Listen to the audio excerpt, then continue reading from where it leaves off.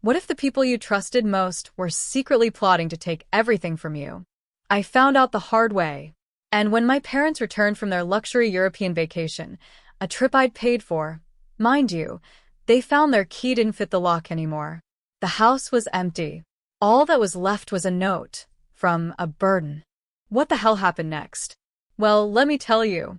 My name is Emma Davis, and I'm 29 years old.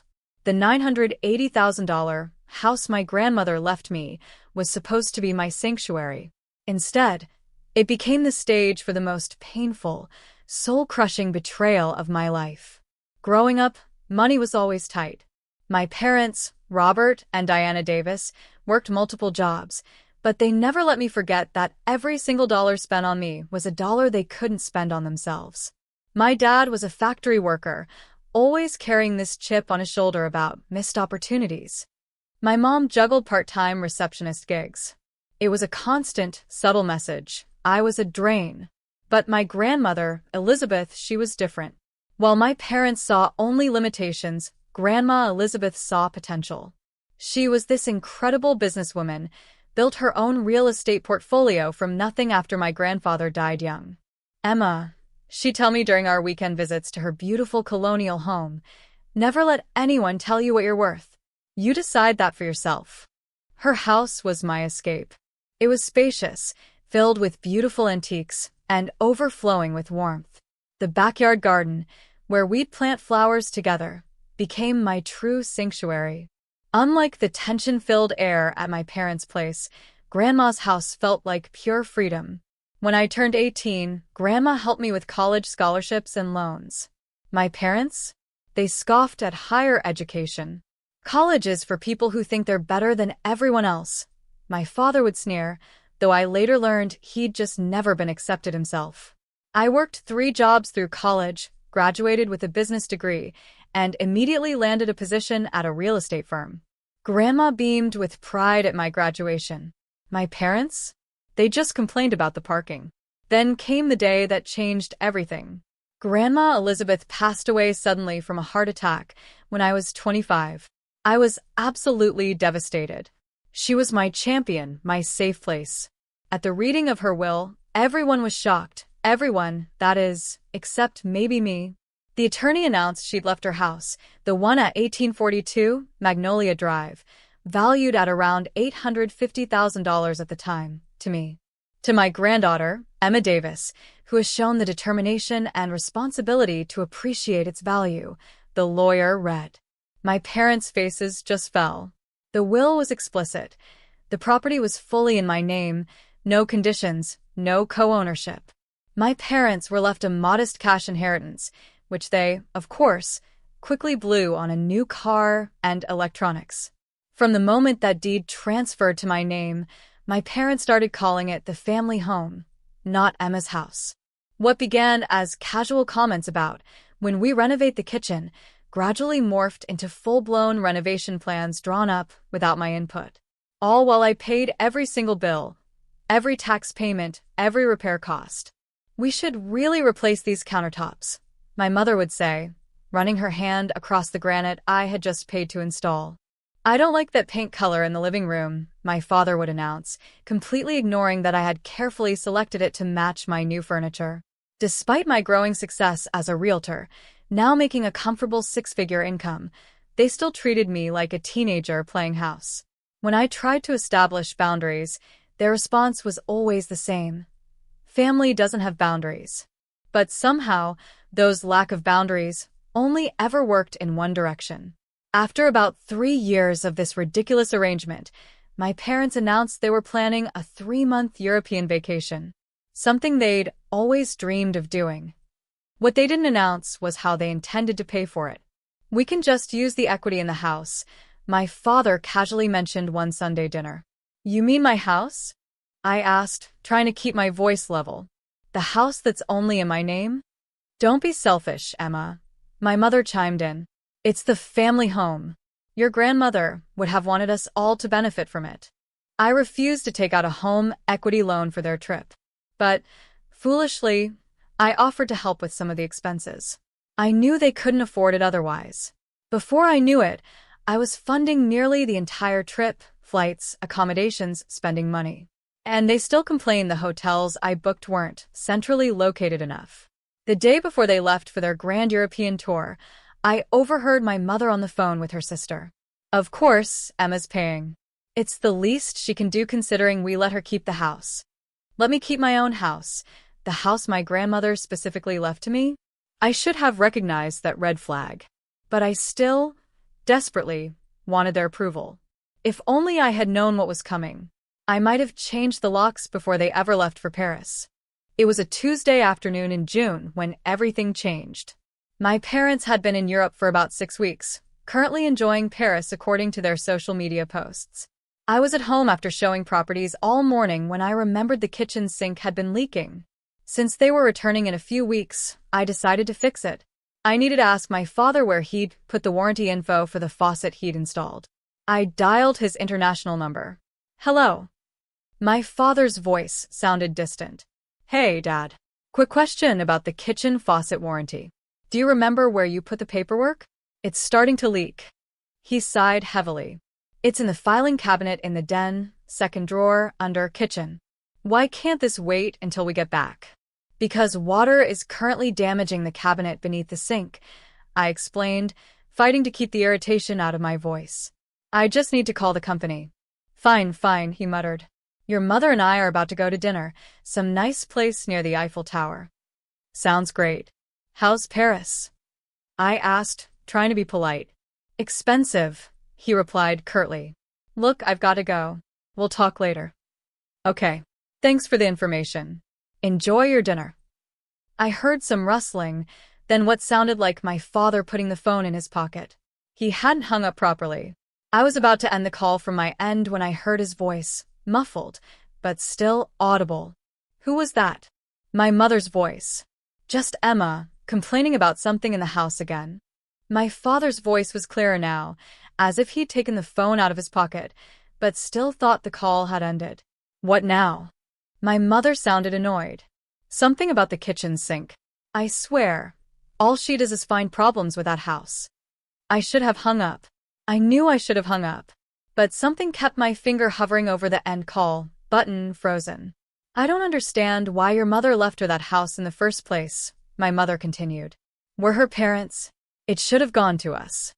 Well, once we're back, we need to have a serious conversation about our retirement, my father said. Emma needs to understand that house is our security for the future. My stomach dropped. They were planning something. She's been a burden from the start, my father continued, his voice hard, clear, cutting right through me. All those years of expenses, college, everything. Now she has this valuable property just dropped in her lap, and what? She thinks she deserves it?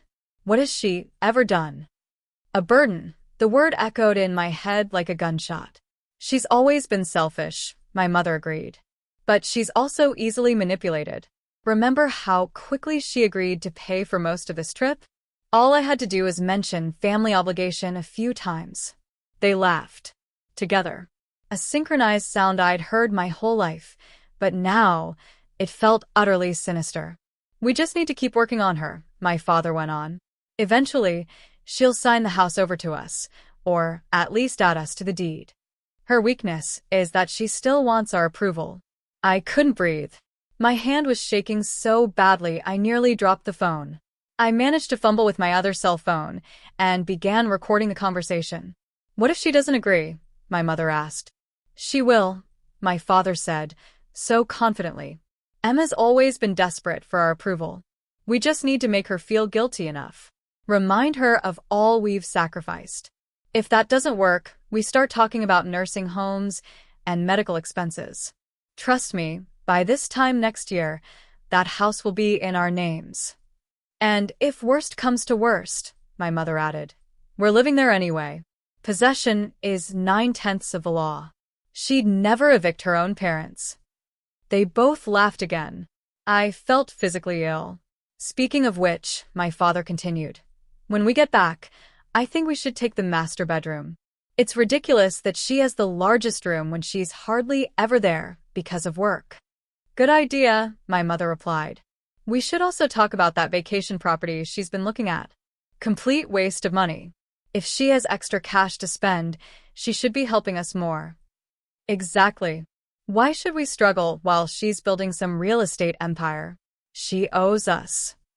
The conversation continued as they apparently walked to the restaurant, discussing various ways to manipulate me into giving them more money, more control, more of my life. I sat frozen in my chair, tears streaming down my face as every illusion I had about my family shattered around me. After about 15 minutes, the connection finally broke. I sat in complete silence, the phone still clutched in my hand. The house I had worked so hard to maintain. The house my grandmother had entrusted to me. The house I had opened to my parents out of love and obligation. They saw it as nothing more than their entitlement. And me? I was just a burden, a means to an end, someone to be manipulated and used. In that moment, something broke inside me. But something else, something harder, colder, and more determined, took its place. I looked around the home I had shared with them, seeing for the first time all the ways they had gradually asserted ownership. My father's recliner, positioned in the prime spot. My mother's decorative plates replacing my artwork. My own belongings gradually relegated to a small corner in what was supposedly my own home. I wiped my tears, took a deep breath, and made a decision. If I was such a burden, perhaps it was time to lift that weight from their shoulders permanently. I called in sick to work for the next 3 days. I couldn't face clients or colleagues with the storm raging inside me. Every time I replayed the conversation in my head, and I did, obsessively, I oscillated between crushing heartbreak and cold fury. How could the people who were supposed to love me unconditionally see me as nothing more than a resource to be drained? After the initial shock wore off, my realtor brain kicked in. I needed information, options, a solid plan. No emotional decisions. My grandmother hadn't built her success by acting rashly, and neither would I. My first call was to Patricia Winters, a family law attorney I'd worked with on property transactions. I explained my situation, careful to stick to the facts. The house is completely in my name, I concluded. But they've been living there for almost 4 years. Do they have any legal claim to it? Patricia was blunt and efficient, exactly what I needed. Based on what you've described? Absolutely not. There's no common law ownership that would apply here. You've maintained the property, paid all expenses, and most importantly, you have clear title. The fact that you allowed your parents to live there doesn't grant them any ownership rights. What about the fact that they're my parents? Does that matter legally? Not in terms of property rights, she assured me. You're an adult. You have no legal obligation to house your parents. The house is yours to sell, rent, or do whatever you please with. I felt a weight lift slightly. At least legally, I was on solid ground. What about their belongings? I asked. That's a bit trickier, Patricia admitted. Legally, you should provide reasonable notice and opportunity for them to collect their personal items. I'd recommend documenting everything carefully and perhaps putting their belongings in storage where they can access them. I took detailed notes, my mind already moving to the next step. Next, I contacted Marcus Wilson, one of the top-performing realtors in our firm, who specialized in quick, discreet sales for divorcing couples and estate liquidations. I need to sell my house quickly, quietly, and for as close to market value as possible, I told him when we met for coffee the next morning. Marcus raised an eyebrow. Running from the law, Emma? The weak joke fell flat against my serious expression. Family situation, I said simply. I need this handled with absolute discretion. No public listings if possible, no signs in the yard, no open houses. And I need it done within 6 weeks. Marcus whistled low. That's aggressive, even in this market. You're looking at taking a hit on the price for that kind of timeline. I understand. What kind of hit are we talking about? We discussed numbers. My grandmother's house had appreciated significantly since I inherited it. Current market value was around $980,000. For an expedited, private sale, I might need to accept somewhere closer to $915,000. I can live with that, I said, calculating quickly. How soon can you start showing it? I have a few pre-qualified buyers looking for exactly this type of property in this neighborhood. I could have private showings set up by next week. Perfect. That afternoon, I created a detailed spreadsheet of all the items in the house, categorizing them meticulously. Items I had purchased, items my grandmother had left me, items my parents had brought, items of questionable ownership. For that last category, I was ruthlessly honest. If I couldn't definitively prove something was mine, it went into my parents' column.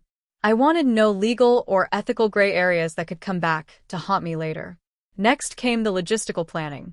I needed a place to live temporarily, movers for my belongings, storage for my parents' possessions, new bank accounts at different institutions, a new phone number, a new email address. A plan for disappearing. I found a furnished short-term rental in a city about 2 hours away. I opened new accounts at a bank my parents had never used. I bought a new phone with a new number. I created a new email address that couldn't be easily guessed. I meticulously gathered all my important documents: birth certificate, social security card, passport, insurance policies, investment accounts, and especially the deed to the house and my grandmother's will, and secured them in a safety deposit box at my new bank. As I worked through my checklist, I occasionally found myself hesitating. Was I overreacting? Then I'd replay the recorded conversation, hearing my father's contemptuous, "She's been a burden from the start," and my resolve would harden again. One afternoon, while sorting through a box of my grandmother's papers, I found a letter she'd written to me, but apparently never sent. It was dated just a month before she died.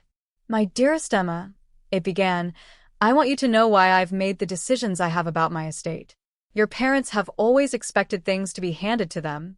But you, my sweet girl, you've worked for everything you have. You understand the value of both money and hard work. I'm leaving you my home because I know you'll honor it, care for it, and use it as a foundation to build your own success, not as a crutch to avoid responsibility. Never doubt that you deserve every good thing that comes to you. I'm so proud of the woman you've become." Tears streamed down my face as I read her words. It was as if she had somehow foreseen exactly what would happen and was reaching across time to strengthen my resolve. The next day, I contacted a moving company and scheduled them for the following week. I arranged for a storage unit in my parents' names, paid 6 months in advance, and made sure the information would be mailed directly to them. Every night, I updated my planning document, crossing off completed tasks and adding new details. I was operating with cold efficiency during the day, but at night, alone in what had once been my sanctuary, I often broke down. One evening, boxing up family photos, I came across one of me as a little girl sitting on my father's shoulders at a fair. We were both laughing, my small hands gripping his forehead, his hands securely holding my legs. I remembered that day, the cotton candy he'd bought me, the stuffed animal he'd won. For a moment, I almost called off the whole plan. But then I remembered his voice. "She's been a burden from the start." The photo went into the box labeled Parents' Items. By the end of the 3rd week, Marcus had brought through several potential buyers. 2 had made offers, both under asking but within the range we had discussed. I accepted the higher one, $915,000, from a corporate executive relocating who could close quickly. The pieces were falling into place. The sale would close in just over 2 weeks. My parents would return from Europe 3 days after that. Perfect timing. The morning of the closing, I woke up with a strange sense of calm. Over the past few weeks, I'd cycled through grief, rage, doubt, and determination. Today, I just felt focused. I dressed carefully in a crisp blue suit, professional, confident. The armor I needed for what would be one of the most significant days of my life. The closing was scheduled for 10 a.m. at the title company's office. I arrived at 9:45, carrying a slim portfolio containing the few remaining documents. Marcus was already there, chatting with the title agent. He gave me an encouraging smile as I approached. "Ready for this?" he asked quietly. I nodded. More than ready. The buyers arrived precisely at 10 o'clock. Richard Thompson, the executive, and his wife, Catherine. They seemed pleasant enough, excited about the house and the neighborhood. Under different circumstances, I might have shared stories about the property, the beautiful magnolia tree my grandmother had planted, the way the light hit the kitchen in the morning. Today, I just wanted to get through the paperwork. The process was surprisingly anticlimactic. Sign here, initial there, sign again. With each signature, I was simultaneously severing a tie and securing my freedom. When the title agent finally slid the check across the table, $915,000, minus the remaining mortgage and closing costs, I felt nothing but relief. Congratulations, the agent said, shaking hands all around. Best of luck to all of you. Outside in the parking lot, Marcus caught up with me. You okay? He asked, genuine concern in his eyes. I will be, I said, managing a small smile. Thank you for everything, Marcus. I couldn't have done this without you. Happy to help, he replied. Though I'm still curious about the story behind all this. Maybe someday I'll tell you, I said. But right now, I have movers to meet. The moving company arrived at exactly noon. I had already packed most of my personal belongings, clearly labeled and separated from my parents' things.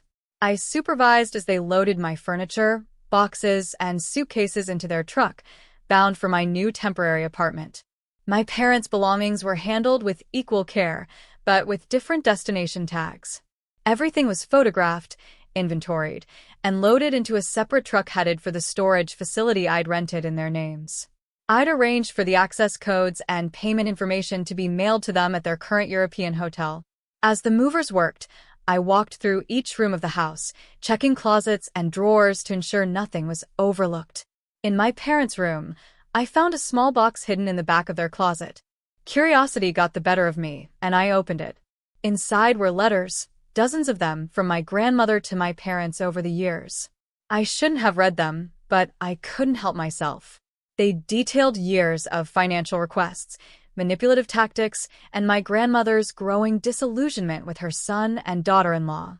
Robert, one letter began, "This is the last time I will provide financial assistance without a clear repayment plan.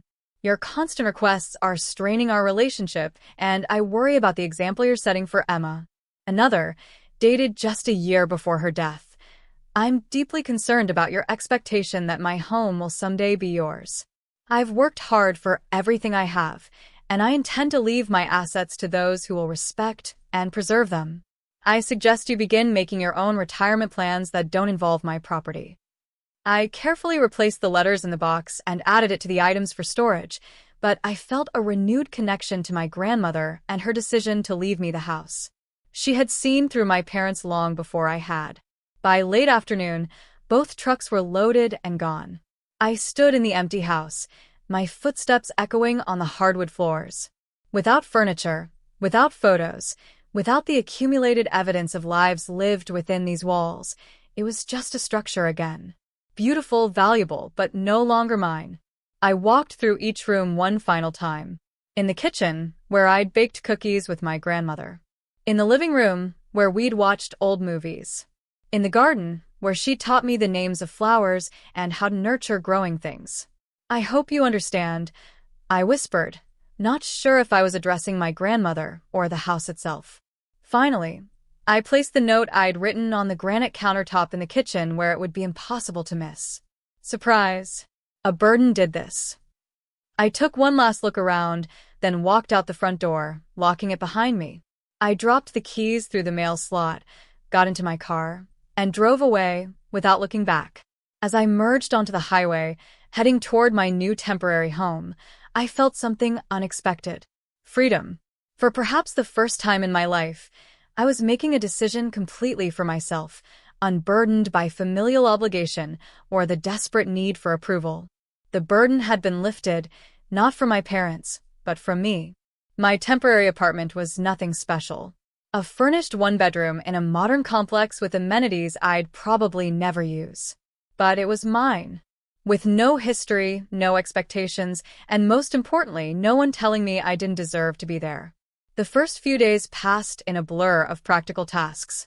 I unpacked the essentials, set up my new laptop with enhanced security measures, and contacted my office to let them know I was taking a 2-week vacation, effective immediately. I didn't provide details, just that I needed personal time. By the end of the first week, I had established a routine of sorts. Morning coffee on the small balcony, overlooking a man-made pond. Afternoons spent researching potential places to relocate permanently. Evenings filled with takeout food and mindless television to quiet my thoughts. I check my old email and voicemail exactly once a day, never responding. There was nothing from my parents yet. They were still enjoying the final days of their European adventure, completely unaware that their lives were about to change dramatically. My phone pinged with a text from an unknown number. My heart jumped before I realized it was just a delivery notification.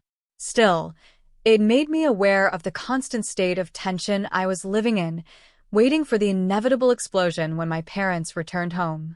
To distract myself, I reached out to Megan Lancaster, a college friend I'd lost touch with, largely because my parents had never approved of her wild lifestyle, which consisted mainly of dating occasionally and enjoying concerts.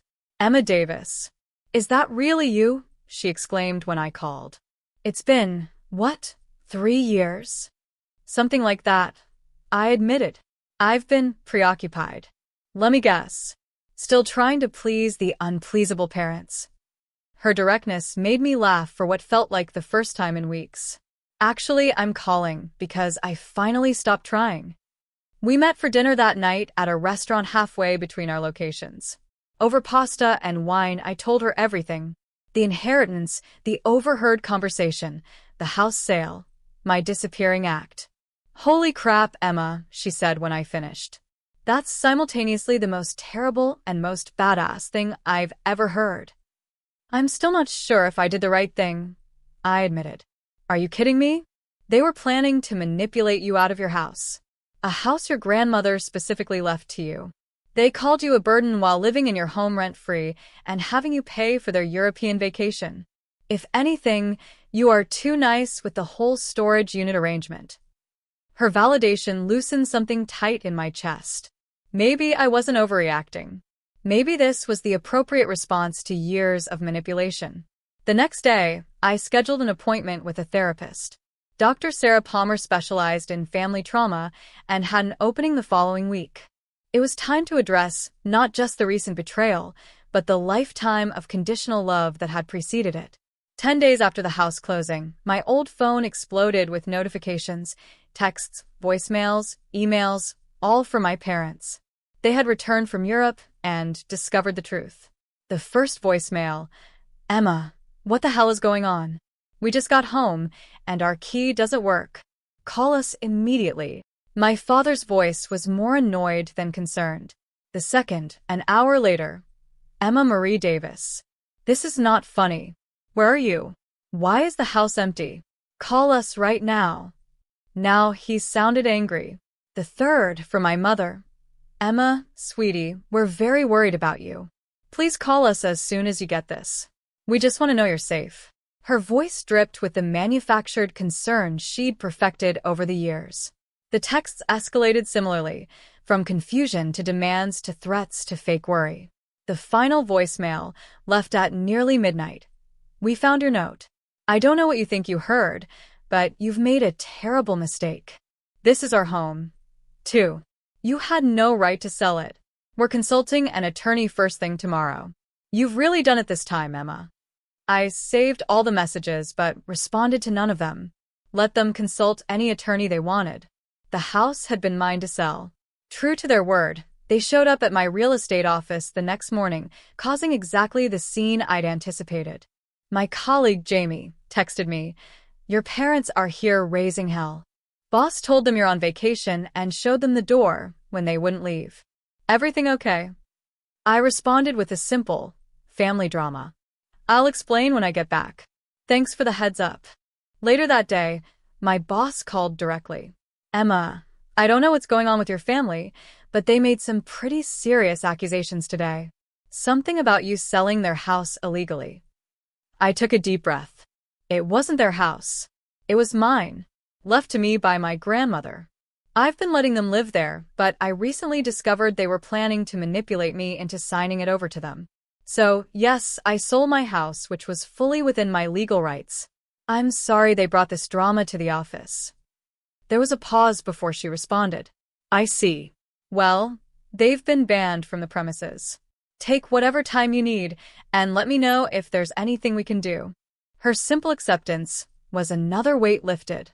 I'd been worried about the professional fallout, but it seemed I had more support than I'd realized. Over the next few days, my parents tried every avenue they could think of to reach me. They contacted mutual acquaintances, distant relatives, even my college alumni association. Each attempt further justified my decision to cut ties.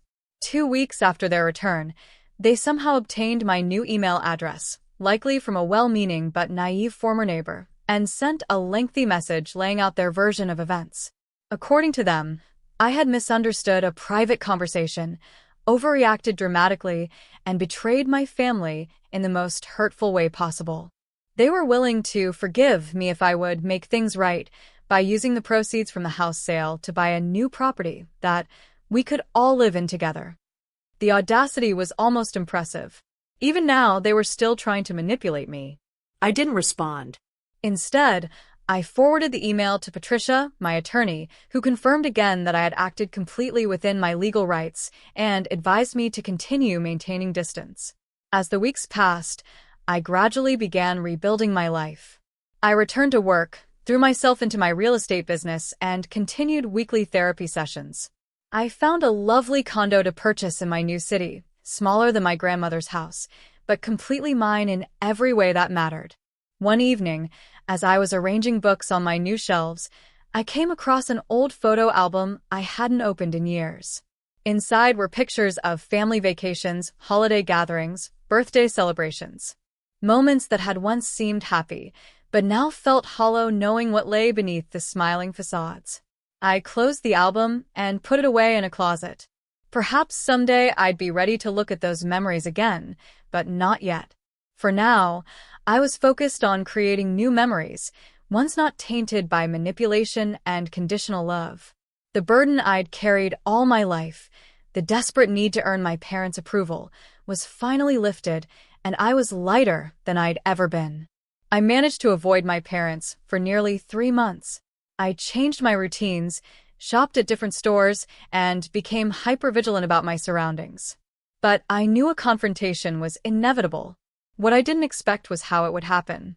Rachel Chin, my former neighbor, called me on a Tuesday afternoon. "Emma, I thought you should know. Your parents are back at the house." My heart raced. "What do you mean at the house?" "It's not their house anymore." "I know that," Rachel said. "But they're parked outside right now, just sitting in their car, staring at it. The new owners are away on business, so I don't think they know yet. I just thought you might want to know." I thanked her and immediately called Richard Thompson, the new owner, to warn him. He was concerned, but grateful for the heads-up, and said he'd alert his security company. Later that evening, my phone rang with an unfamiliar number. Against my better judgment, I answered. "Emma." It was my father's voice, tight with controlled anger. "We need to meet tomorrow. The coffee shop on Maple Street at 10 a.m. If you don't show up, we're going to your office again. And this time, we won't leave quietly." Before I could respond, he hung up. I called Patricia immediately. "They're threatening to make a scene at my workplace if I don't meet with them."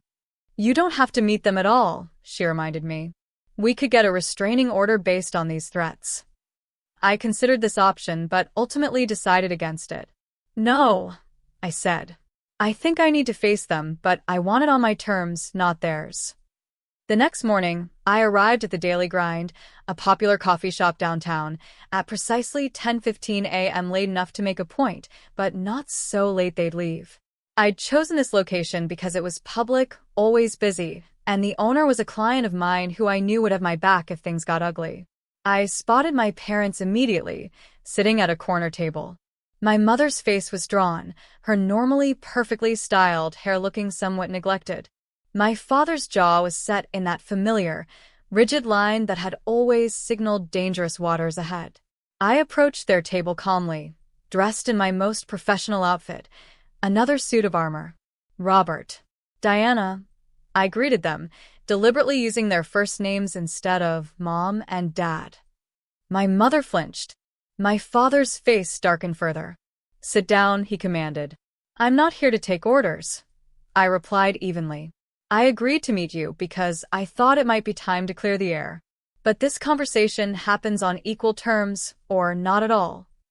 I sat down across from them.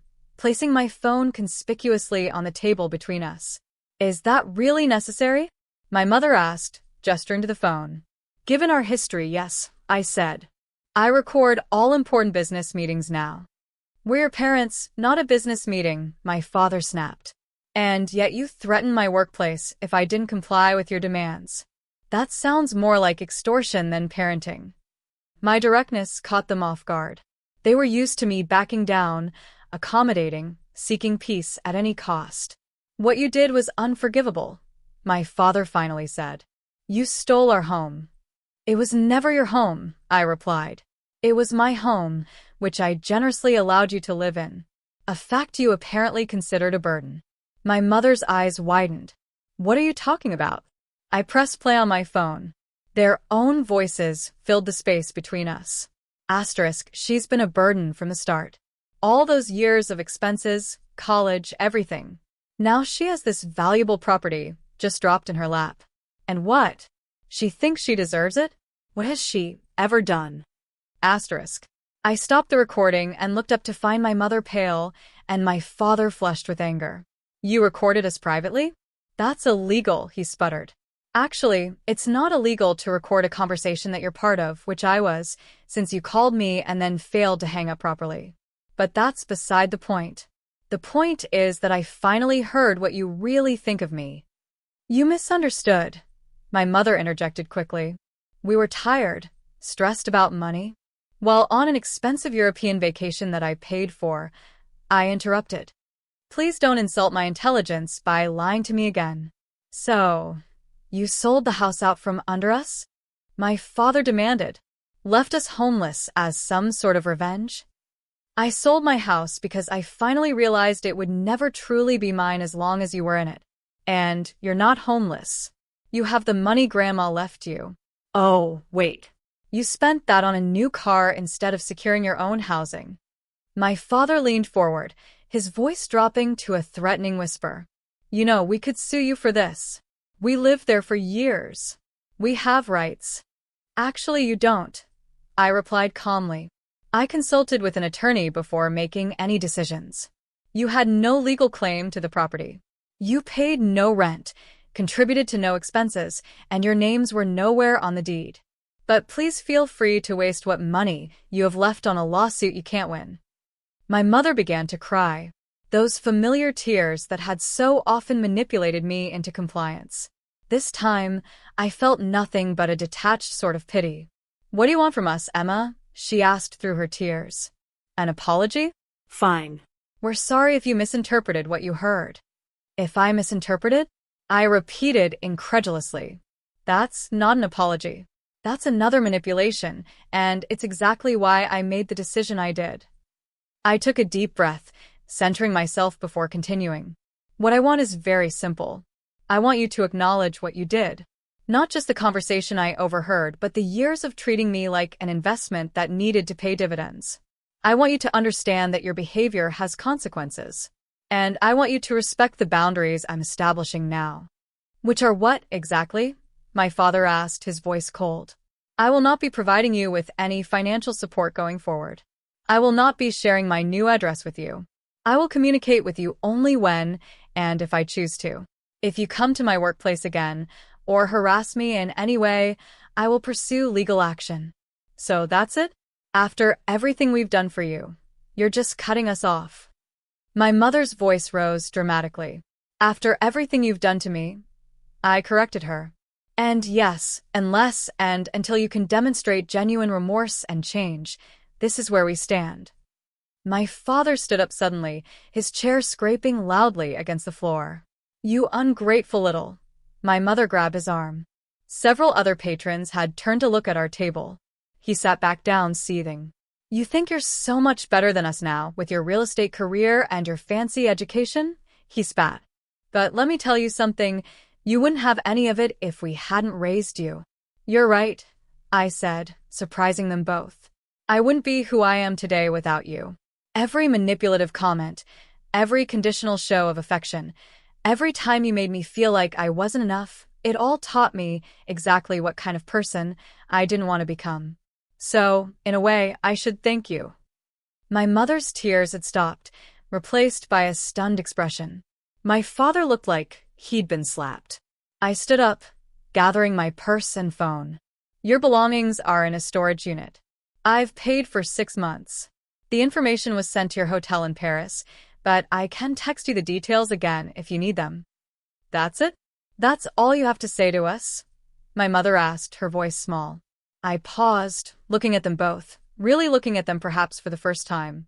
Not as the towering authority figures of my childhood, or the manipulative forces of my adult life, but just as two deeply flawed people who had never learned how to love without conditions. I hope you find peace, I said finally. I hope you find whatever it is you're looking for that makes you treat the people who love you the way you do. But I won't be your collateral damage anymore. I walked away then, feeling dozens of eyes on my back, but standing straighter than I had in years. Outside, I took a deep breath of the crisp autumn air, feeling something unexpected wash over me. It wasn't anger. It wasn't pain. It wasn't even satisfaction. It was peace. 6 months after the confrontation at the coffee shop, I was fully settled into my new life. I'd purchased a charming townhouse in Richmond, about 2 hours from my former home, and had transferred to our firm's office there. The change of scenery had been exactly what I needed. Close enough to maintain important professional connections, but far enough to start fresh. My new home was distinctly mine in a way my grandmother's house had never quite managed to be. I decorated it entirely to my own taste, modern but comfortable, with splashes of color that brightened even the gloomiest days. No antiques, no family heirlooms, nothing that carried the weight of the past. Professionally, I was thriving. The fresh start had reinvigorated my passion for real estate, and I found myself particularly drawn to helping first-time home buyers navigate the complicated process. There was something deeply satisfying about guiding people through one of the most significant purchases of their lives, ensuring they understood every document, every commitment, every right they had. You explain things differently than other realtors, one young couple told me after closing on their first home. Like you really want us to understand, not just sign. Everyone deserves to know exactly what they're agreeing to, I replied, thinking of how differently my own story might have unfolded if I'd recognized the manipulation earlier. My therapy sessions with Dr. Palmer continued, though we'd reduced the frequency to twice a month. Our work had shifted from the immediate trauma of my parents' betrayal to the deeper patterns that had defined our relationship for decades. You mentioned something interesting last time, Dr. Palmer said during one session. You said you still sometimes feel guilty for overreacting to what your parents said. I'd like to explore that a bit more. I shifted uncomfortably in my seat. Sometimes I wonder if I should have confronted them first, given them a chance to explain before taking such drastic action. What do you think they would have said if you had? I considered this. They would have denied it or said I misunderstood, or that they were just tired and stressed and didn't mean it. And would any of those explanations have changed the fundamental truth of what you heard? No, I admitted. It would have just given them the opportunity to manipulate me again. Dr. Palmer nodded. Emma, what you experience with your parents is something we call financial abuse. Using money and resources as tools of control and manipulation. It's particularly insidious because it's often disguised as family helping family or parents looking out for their child. The term financial abuse hit me like a physical blow. I'd never considered applying that label to my situation, but as soon as she said it, I recognized its truth. The way they planned to pressure you into signing over your home, the way they manipulated you into paying for their vacation, even the way they made you feel guilty about your grandmother leaving you the house. These are all forms of financial abuse. And like any form of abuse, the appropriate response is to protect yourself, which is exactly what you did. Something shifted inside me that day. A final piece of lingering guilt dissolved, replaced by clarity. After that session, I began researching financial abuse in earnest. I was startled to discover how common it was, particularly within families, and how few resources existed to help people recognize and address it. An idea began to form, one that grew stronger with each article I read and each personal story I encountered online. 2 weeks later, I approached my boss with a proposal. I want to create a workshop, I explained. Something for first-time home buyers, especially women, about recognizing and preventing financial manipulation in major purchases. My boss, Vanessa Martinez, listened thoughtfully as I outlined my concept. This isn't just about real estate transactions, I concluded. It's about empowering people to make financial decisions without manipulation or pressure, whether from family members, partners, or even unethical professionals. I think it's brilliant, Vanessa said when I finished. And timely. We've all seen clients pressured into decisions they later regret. If we can position ourselves as the agency that truly educates and advocates for clients' financial autonomy, that's a powerful market differentiation. With her blessing, I began developing materials for the workshop. What started as a simple presentation quickly evolved into a comprehensive program covering topics from recognizing subtle manipulation tactics to establishing healthy financial boundaries. I called it Building Foundations, Financial Autonomy in Major Life Decisions. We offered the first workshop on a Saturday morning, expecting perhaps a dozen attendees. Over 30 people showed up. The response was overwhelming. People shared stories of parents who had pressured them into inappropriate investments, partners who had undermined their financial confidence, friends who had manipulated them into inappropriate loans. Each story resonated with my own experience, reinforcing my conviction that this work was needed. After the third successful workshop, a local women's magazine asked to interview me about the program. The article, titled Financial Freedom, Emma Davis's Mission to End Financial Manipulation, brought even more attention to the issue. It was through this growing network that I reconnected with my grandmother's sister, Aunt Judith, whom I hadn't seen since the funeral. She reached out after reading the magazine article. "Emma, your grandmother would be so proud of what you're doing," she told me over lunch. "Elizabeth faced similar struggles with your father throughout his life. He always expected things to be handed to him, just as his father had before him." I had no idea, I admitted. Grandma never really talked about that. She was private about family matters, Aunt Judith said. But she saw so much of herself in you. The independence, the work ethic. It's why she left you the house instead of Robert. She knew you'd use it as a foundation, not a crutch. Her words echoed the letter I'd found while packing, confirming what I'd already begun to suspect. My grandmother had made her decision with clear eyes and full awareness of its implications. "Have you had any contact with your parents recently?" Aunt Judith asked carefully. "Not since our confrontation," I replied. "I've received a few emails, but nothing that suggests they've really reflected on their behavior or taken responsibility for it." She nodded sadly. "Robert has always struggled with accountability, even as a child. Nothing was ever his fault." "I'm sorry, Emma. You deserved better parents." "I'm making peace with it," I said, surprised to find that it was true. I can't change who they are or how they treated me, but I can use that experience to help others and to build a better life for myself. On the 1-year anniversary of selling my grandmother's house, I took the day off work and drove to the cemetery where she was buried. I brought a bouquet of her favorite flowers, pink peonies, and sat beside her headstone. "I think I finally understand what you were trying to teach me," I said softly. "About self-worth and standing on my own, about recognizing when love comes with too many conditions. I wish we'd had more time together, but I'm grateful for every lesson you shared." As I sat there, I reflected on how much had changed in a year. The initial pain and betrayal had gradually transformed into something else. Not forgiveness, exactly, but acceptance. My parents were who they were. Their behavior reflected their limitations, not my worth. The true burden I'd carried wasn't being their daughter. It was the exhausting effort of trying to earn love that should have been freely given. In setting those expectations aside, I'd found a freedom I never knew was possible. My phone buzzed with a text from Megan.